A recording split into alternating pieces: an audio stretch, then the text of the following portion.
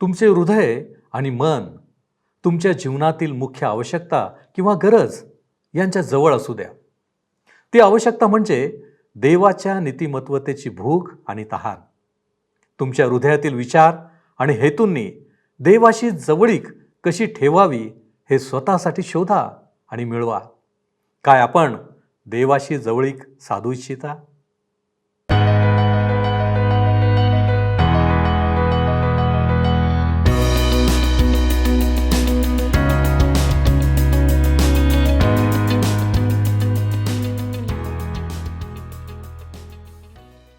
उपस्थित सर्व बंधू आणि भगिनींनो, उपासना कार्यक्रमामध्ये आपले हार्दिक स्वागत.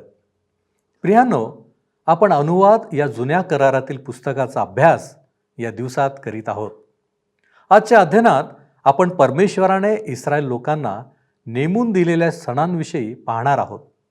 त्यांनी ते कधी पाळावेत, त्यावेळेस काय काय करावे याविषयीची माहिती आहे. तसेच न्यायदानाच्या पद्धतीमध्ये कोणते नियम पाळावेत आणि शेवटी परमेश्वर जो राजा निवडील त्यालाच राजा करावे इत्यादी गोष्टी आपण पाहणार आहोत. तर मग चला प्रियांनो, आपण आपल्या अध्ययनाची सुरुवात करूया. श्रोत्यांनो, मागच्या कार्यक्रमात आपण पाहिले की मानवाच्या जीवनात ज्या काही समस्या आहेत त्या सर्व मानवाच्या पापी स्वभावामुळे आहेत आणि ह्या समस्या कुठल्याही प्रयत्नांनी किंवा उपायांनी दूर होऊ शकत नाहीत. समाजामध्ये आम्ही कितीही सुधारणा करण्याचा प्रयत्न केला तरी समाजामध्ये आम्ही स्वप्रयत्नांनी स्वपरिश्रमाने काही सुधारणा करू शकत नाही. वरवर जरी श्रोत्यांनो आम्हाला वाटतं की सुधारणा होत आहे तरी मुळाशी समस्या तशाच राहतात. परमेश्वराला मानवाच्या पतित दशेची पूर्ण जाणीव आहे आणि म्हणूनच त्याने बरेचसे नियम आणि विधी इस्रायली लोकांना लावून दिले होते. परंतु आम्ही पाहिलं श्रोत्यांनो की मानवाने नेहमीच परमेश्वराच्या आज्ञा मोडल्यात, त्या आज्ञांचा अव्हेर केला आणि आपल्या पापी वृत्तीमुळे तो परमेश्वराच्या आशीर्वादांपासून नेहमीच वंचित राहिला. इतके होऊनही परमेश्वराने मानवाला सोडले नाही, त्याला धिक्कारले नाही, परंतु त्याला वाचवण्याकरिता स्वतःच पुढाकार घेतला. स्वतःच्या एकुलत्या एक पुत्राला त्याने ह्या जगात पाठविले आणि तारणाचा मार्ग मानवजातीकरिता उघडला. ह्या अध्यायात अर्थात 16व्या अध्यायात आपण इस्रायल लोकांना जे 3 प्रमुख सण पाळण्याविषयी परमेश्वराने आदेश दिला होता त्या सणांविषयी पाहणार आहोत. 16वा अध्याय पहिली 2 वचने वाचूया. अबीब महिना पाळून आपला देव परमेश्वर ह्याच्या प्रित्यर्थ वल्हांडण सण कर, कारण अबीब महिन्यातच तुझा देव परमेश्वर ह्याने तुला मिस्र देशातून रात्रीच्या वेळी बाहेर आणले.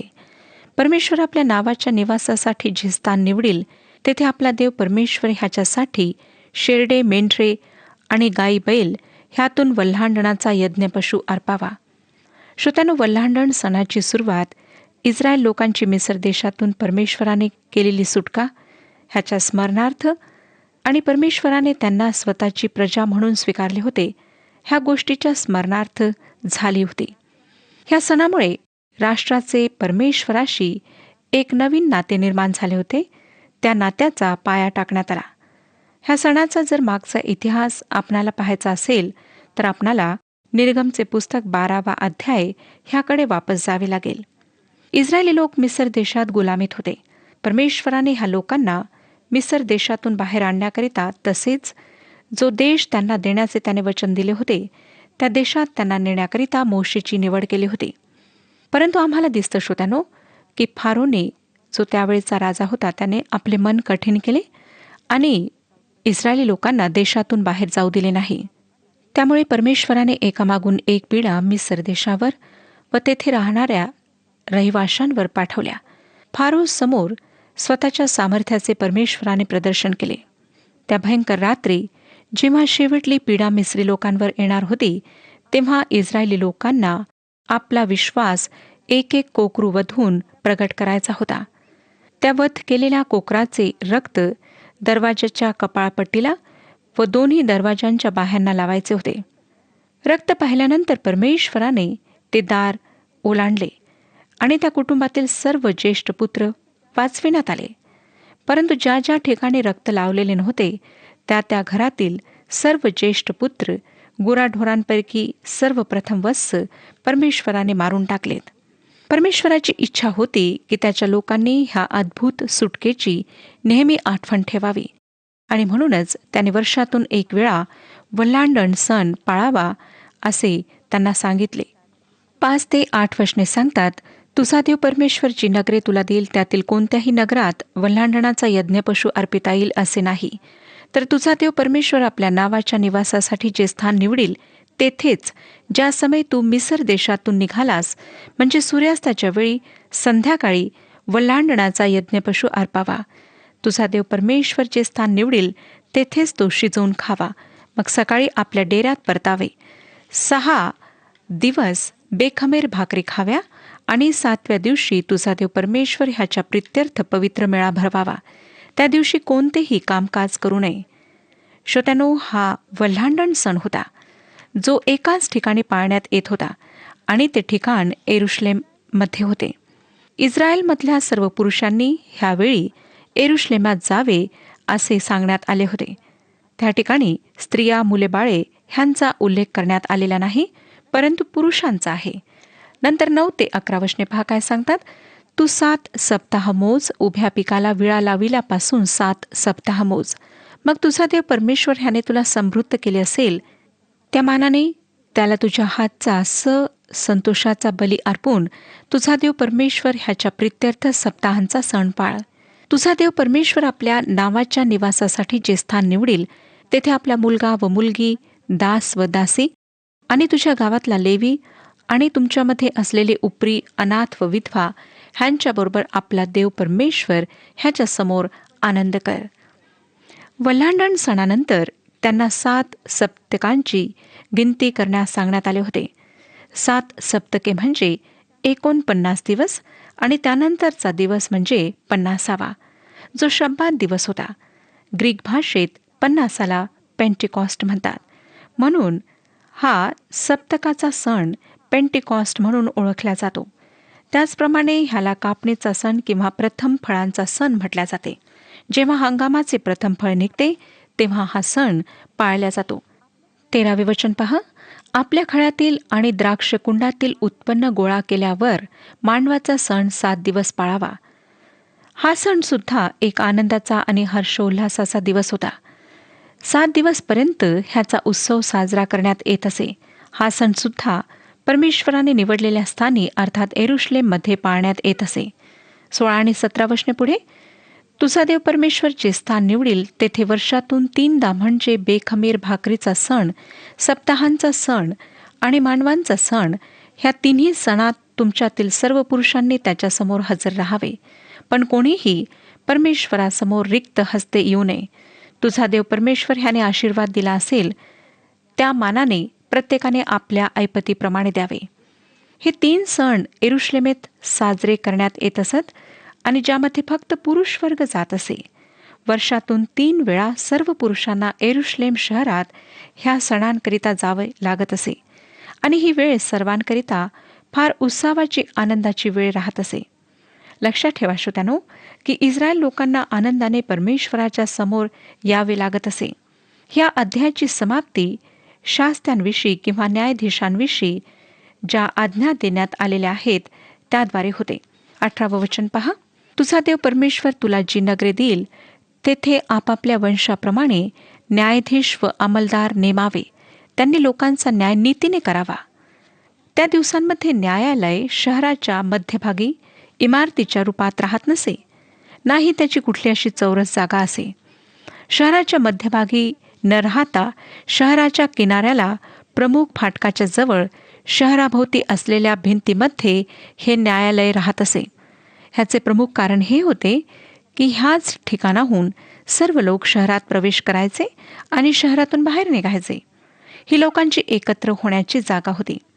श्रोत्यानो, परमेश्वराला मानवाच्या मनातील विचारांची, अंतकरणातील भावनांची कल्पना होती. म्हणूनच तो विपरीत न्याय, धर्मनीती, लाच घेणे, पक्षपात ह्याबद्दल त्यांना चेतावणी देत आहे. 21 आणि 22 वचने सांगतात, तू आपला देव परमेश्वर ह्याच्या प्रित्यर्थ जी वेदी बांधशील तिच्याजवळ आशेराची काष्ट मूर्ती उभारू नको. तसेच पूजास्तंभ उभारू नको, कारण तुझा देव परमेश्वर ह्याला त्याचा तिटकार आहे.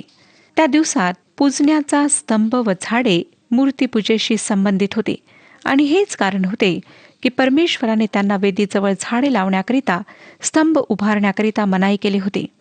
अशाच वनांमध्ये वेद्या, प्रतिमा, मूर्त्या बनवून लोक अन्य देवतांची आणि हातांनी बनवलेल्या देवतांची उपासना करीत होते. परमेश्वर आपल्या निवडलेल्या लोकांना त्याविषयी सतर्क करीत होता. थोड्या वेळ कल्पना करा श्रोत्यानो, सर्वसामर्थी परमेश्वराला, जो की हा संपूर्ण सृष्टीचा करता आहे, धर्ता आहे, ज्याच्या हातात सर्व काही आहे, त्याला हे सर्व करण्याची आवश्यकता होती काय?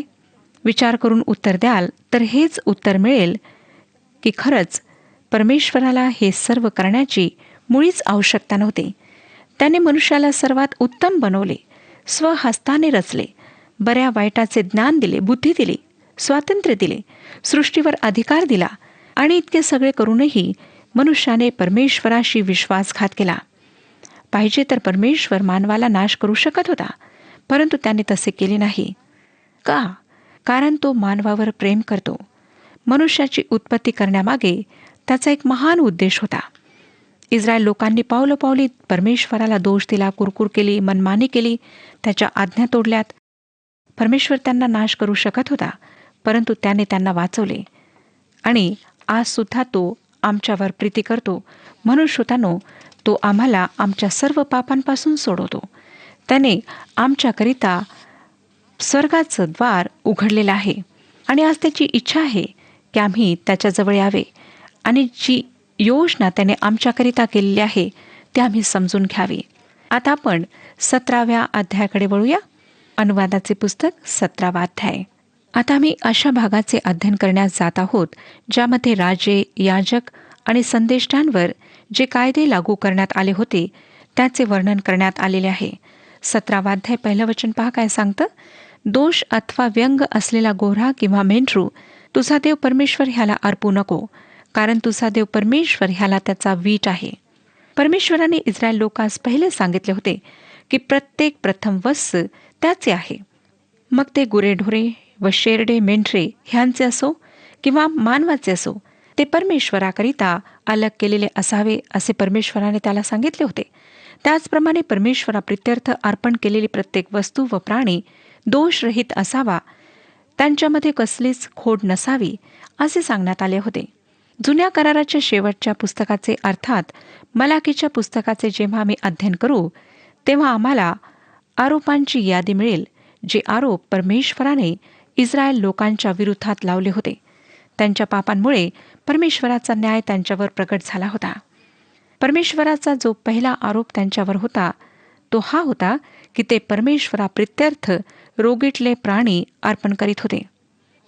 श्रोत्यानो, ही गोष्ट खरी आहे की आम्ही बरेचदा जे काही निरुपयोगी आहे, जे काही आमच्या कामाचे नाही, जे चांगले नाही, ते परमेश्वराला देतो आणि असं वाटतं की परमेश्वर त्याद्वारे संतुष्ट होत आहे. सर्व काही परमेश्वराचे आहे. त्याला आमच्या रोगी जनावरांचे किंवा बैलांचे अर्पण आवश्यक नाही.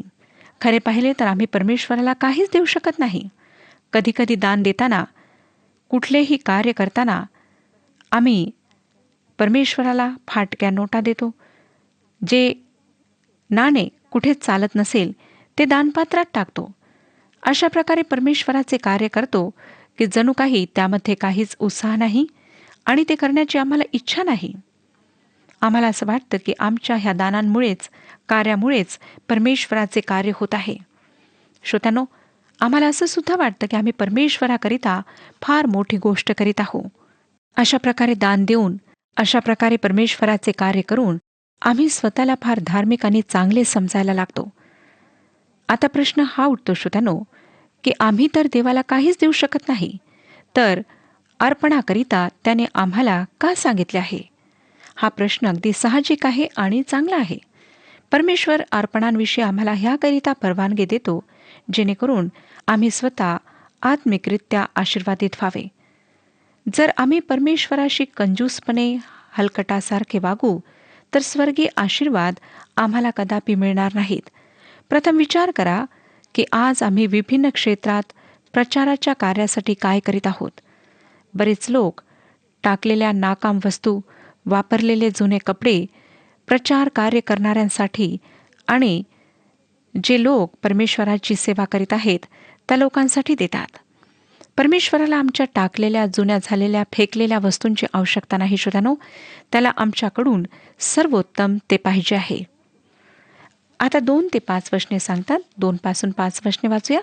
तुझा देव परमेश्वर ह्याने तुला दिलेल्या नगरात कोणी पुरुष अथवा स्त्री तुझा देव परमेश्वर ह्याचा करार मोडून त्याच्या दृष्टीने काही दुष्कृत्य करीताना आढळून आले, म्हणजे माझ्या आज्ञांचे उल्लंघन करून अन्य देवांची अथवा सूर्य, चंद्र किंवा आकाशातील तारांगण ह्यांची सेवा व पूजा करू लागले, आणि हे तुला कोणी सांगितल्यावरून तुझ्या कानावर आले, तर त्याची कसून चौकशी कर.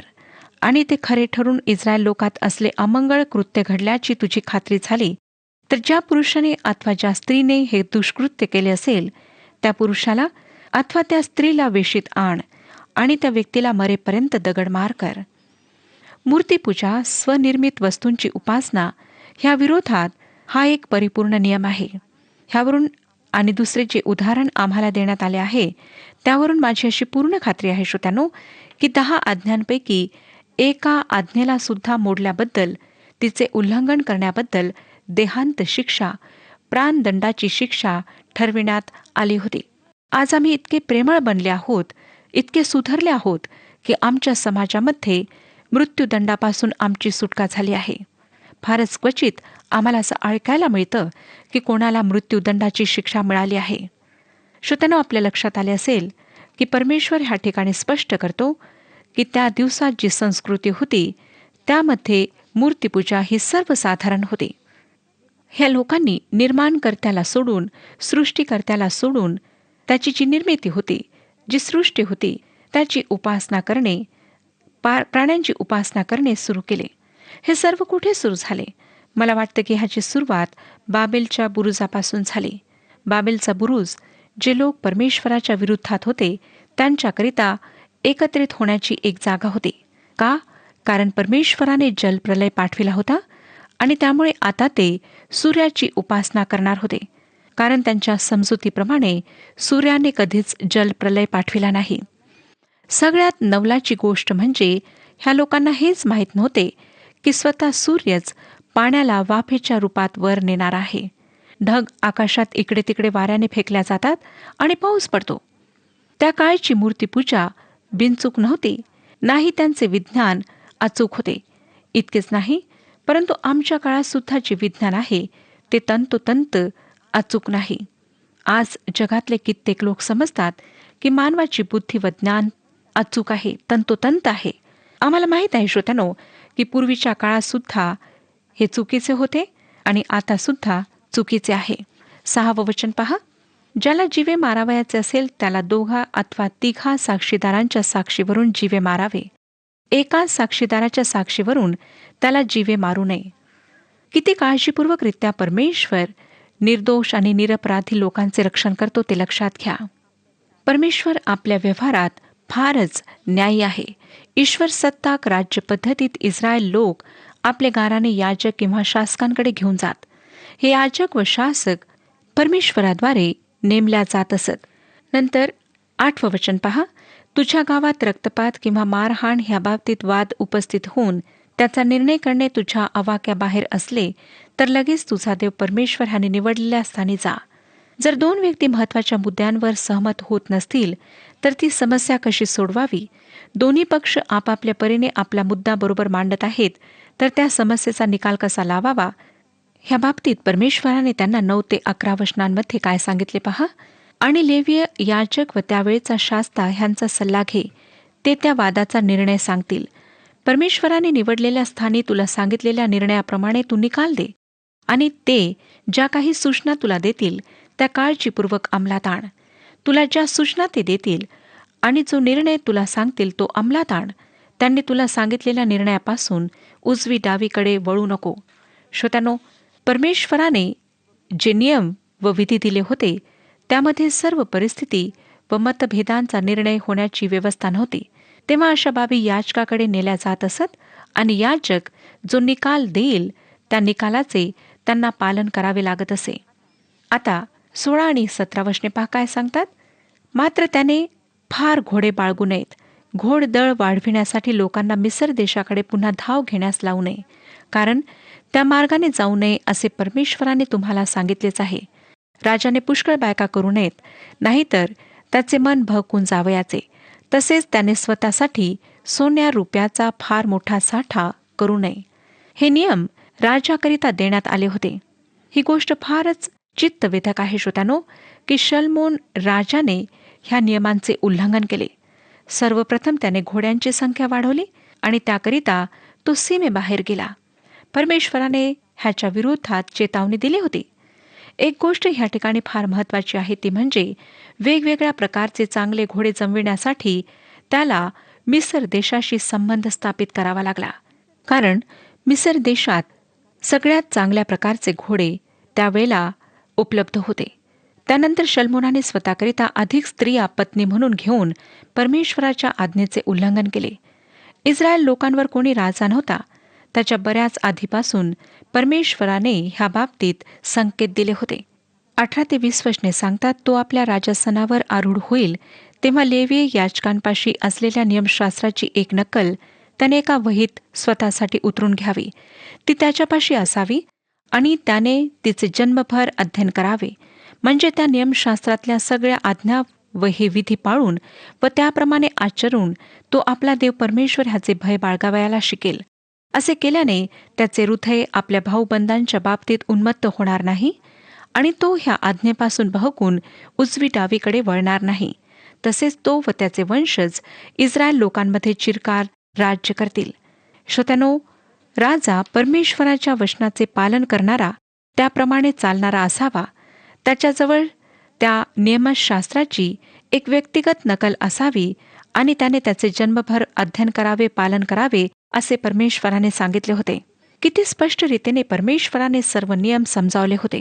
परंतु आम्हाला दिसतं की लोकांनी मनात येईल तसे वागण्यास आणि करण्यास सुरुवात केली.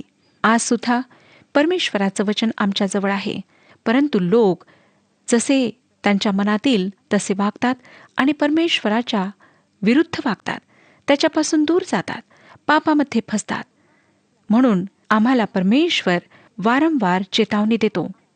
आम्हाला अनेक प्रसंगातून नेतो, अनेक अनुभव येऊ देतो, जेणेकरून आम्ही आमच्या पापांबद्दल पश्चाताप करावा, परमेश्वराकडे वापस परतावे. श्रोत्यानो, तो आज तुमच्यातील प्रत्येकावर प्रीती करतो. त्याची हीच इच्छा आहे की तुमचा नाश होऊ नये, तर तुम्हाला सार्वकालिक जीवन जे फक्त येशू ख्रिस्तामध्ये आहे ते प्राप्त व्हावे. काय आज आपण आपल्या पापांबद्दल पश्चाताप करण्यास तयार आहात? येशू ख्रिस्तावर विश्वास ठेवा, त्याला आपला तारणारा स्वीकारा आणि आपल्या पापांपासून मुक्ती प्राप्त करून घ्या.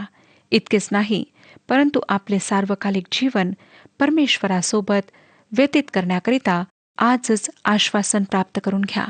परमेश्वर आपणा सर्वांस आशीर्वाद देव.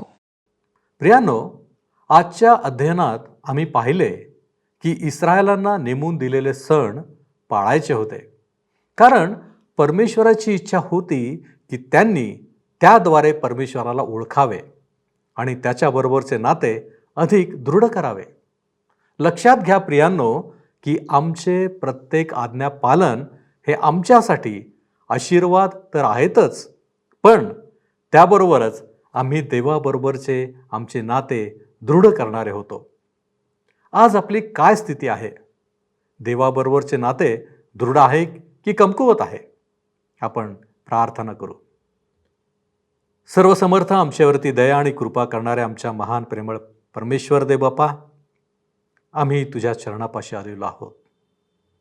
प्रभूजी, आम्ही हे जाणलेलं आहे, हे आम्ही ओळखलेलं आहे की तू आमचा निर्माण करता आहेस, तू आमच्यावरती प्रीती करणारा आमचा देव आहेस आणि तू आजही आमच्यावरती कृपेची दृष्टी ठेवून आहेस. आजच्या अध्ययनाच्या द्वारे प्रभूजी तू आम्हाला दाखवून दिलेलं आहेस की आम्ही तुझी लेकरं या नात्यानं तुझ्याबरोबर आमचे संबंध, आमचे नाते अधिक दृढ असावे. कारण जितके नातं आमचं दृढ तुझ्याबरोबर, तितके आम्ही तुझ्या जवळ असतो.